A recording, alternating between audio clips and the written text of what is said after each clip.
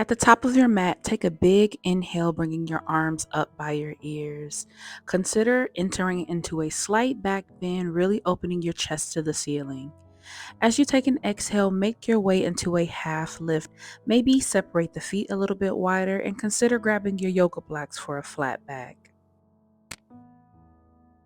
Bend into the knees a little bit to make room for the belly and consider grabbing your elbows for a rag doll. Keep a slight bend in those knees to protect them. Inhale, reaching all the way back up once more. Go back into that back bend, maybe bringing the arms down to sides or hands to heart center in prayer. On your next exhale, begin to fold forward again. This time, continuing to make more room and pivoting the feet out so you can make your way to a yogi squat.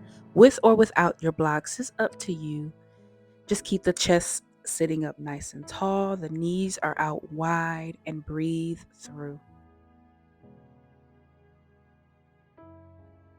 When you're ready, begin to move the blocks out of the way and make your way back to that half lift, pressing your hands into the blocks.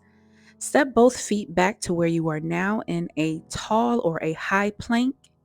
And when you are ready, exhale your way into a downward facing dog, stepping as wide as you need or like. Begin to pedal the knees or the feet, just bending one at a time, breathing through, and then make your way into a tabletop position. Here we're going to flow through that cat-cow however you see fit. Just begin to drop the belly, take that inhale, and as you exhale, round the spine.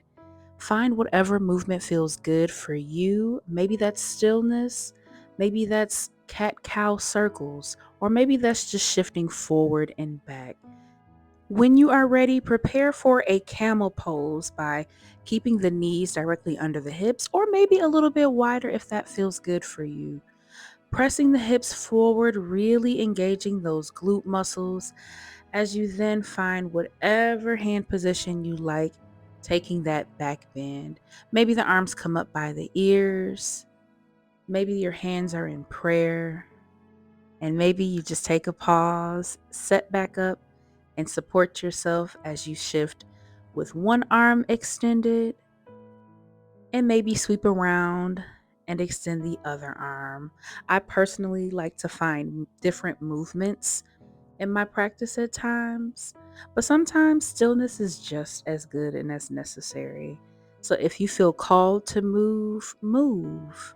If you feel called to stand still and strong and firm, follow that. If you feel called to sit back on your feet or on your heels to take more circular movements, definitely allow your body to just kind of go with that flow. That's what you see here. I'm just kind of taking movement that just feels really good to my body in this moment. As I then prepare to sit in hero pose, you can sit on your heels or on your block. Take a moment and breathe.